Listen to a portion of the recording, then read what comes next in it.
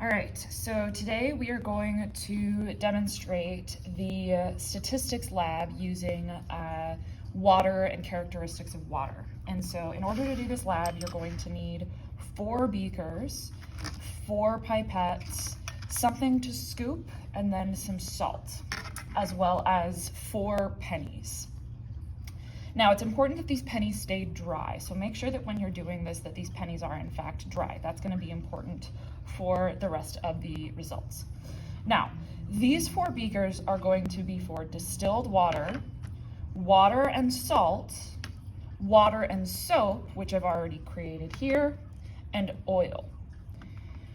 Now, when you use your pipettes, you need to make sure that your pipettes are all in the only beaker, 1 beaker at a time, okay? So you're only gonna use this pipette for this particular beaker, this pipette for this beaker, and so on, okay? Now, I have not filled up the distilled water or the water and salt. So what you're gonna do is you're gonna grab your salt container, grab your scoop, and just put a little bit, I would say like 2 scoops of salt. It doesn't really matter how much salt you put in. In any case, it's going to be an ion that you've now introduced into these water molecules. And you go to the sink, fill it up, and it creates this, luckily the sink's power kind of creates this great little aeration. And so you can use the scoop as well to kind of mix your salts and make sure that it becomes a solution and that the salt isn't sinking to the bottom. Now this is gonna be your DI, it's not actually DI, but we're gonna use the sink water, and that's gonna be our pure water solution, right? So you have 4 different solutions, and on your lab, your data table also has 4 different solutions. So I'm gonna take my distilled water and a penny, and I'm going to see how many drops, and I'm going to count 1, 2, 3, 4, 5, 6, 7, 8, 9, 10, 11, 12, 13, 14, 15. So I just counted 15 drops before the water spilled over the penny. So I'm going to go over to my data table, and now I'm going to show you the data table and what the data table looks like.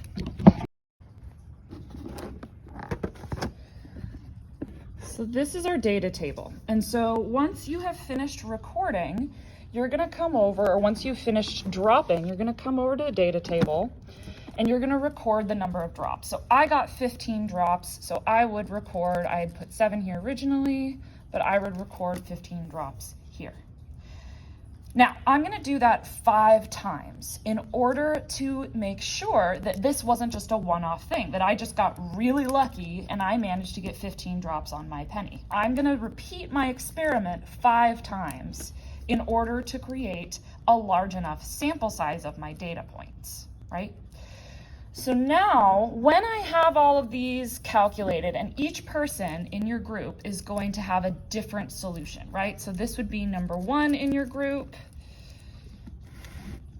This would be number 2. This would be number 3. And when I'm talking about numbers, I'm talking about your desk numbers. This would be number 4, and so on. And so each person is responsible for dropping water or oil on a particular solution, right?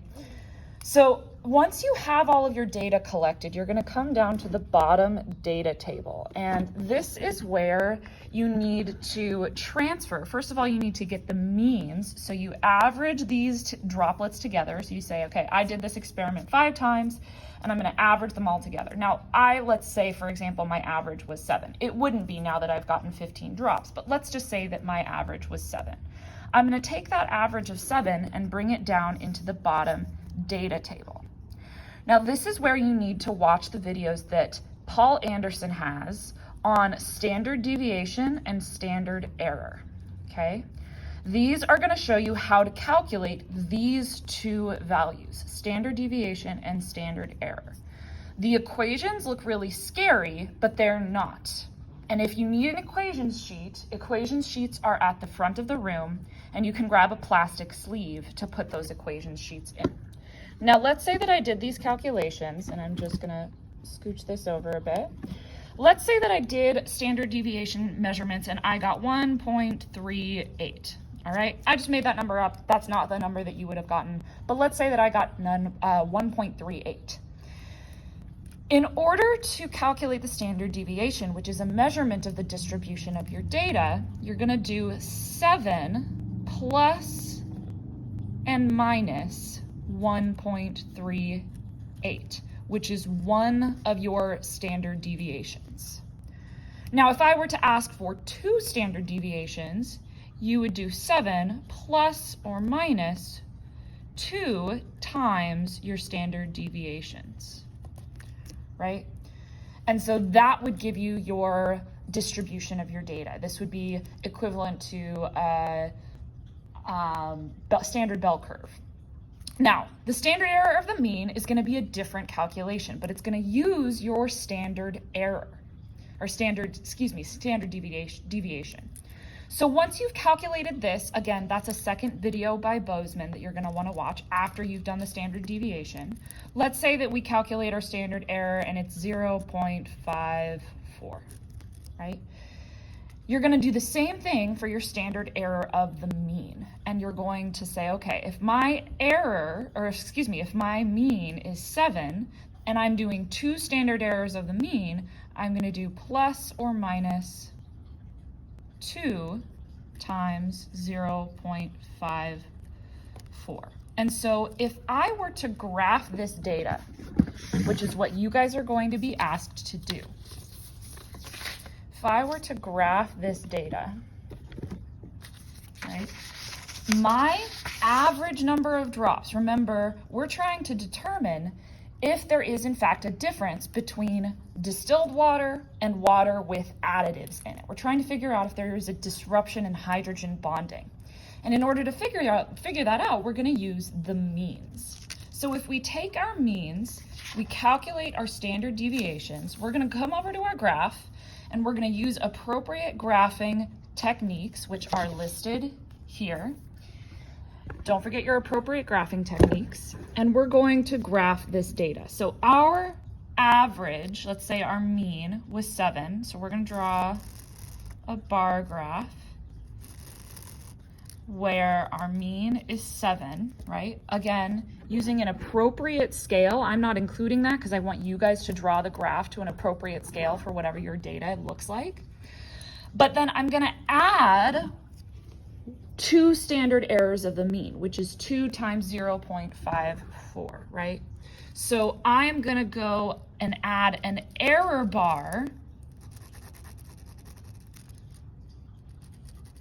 above and below my average that is plus 2 standard errors of the mean and minus 2 standard errors of the mean, right?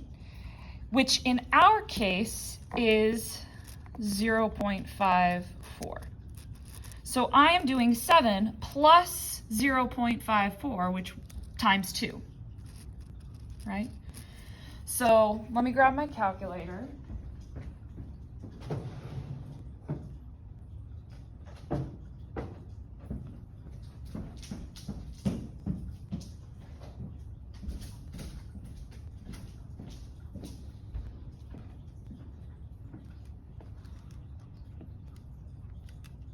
So this would be 8.08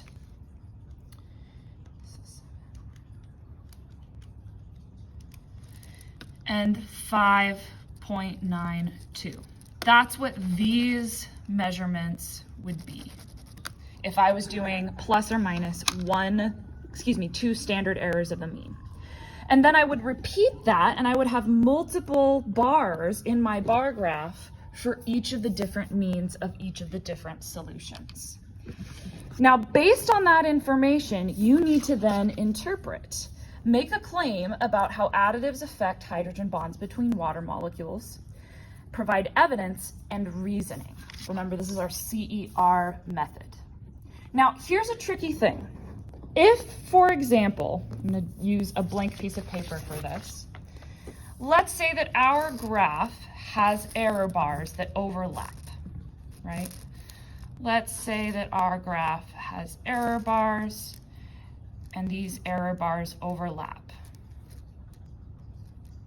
right?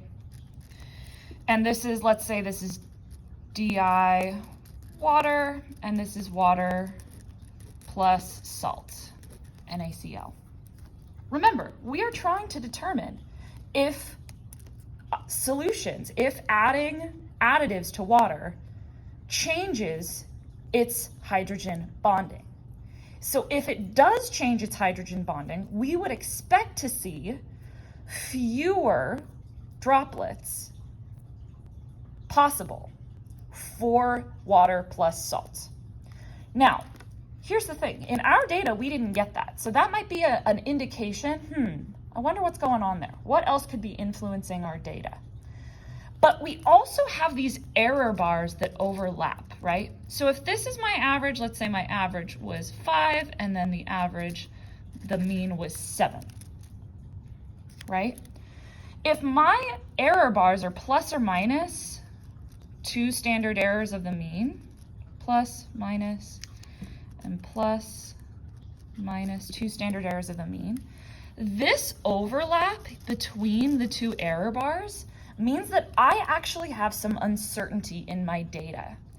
This means that I'm not actually sure if the DI water produced more droplets or if the DI water plus salt produced more droplets, because my averages could have been skewed because my distribution of my data is so wide.